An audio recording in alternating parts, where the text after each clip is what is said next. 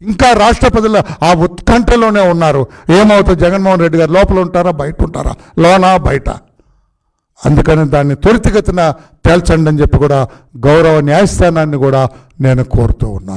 మీరు కూడా జగన్మోహన్ రెడ్డి గారు, మీరు కూడా మిమ్మల్ని మీరు దానికి అర్పించుకోండి. నేను రోజు కోర్టుకు వస్తానని చెప్పండి. 5 ఏళ్ళు రాలేకపోయాను ముఖ్యమంత్రి పదవిని అడ్డు పెట్టుకొని.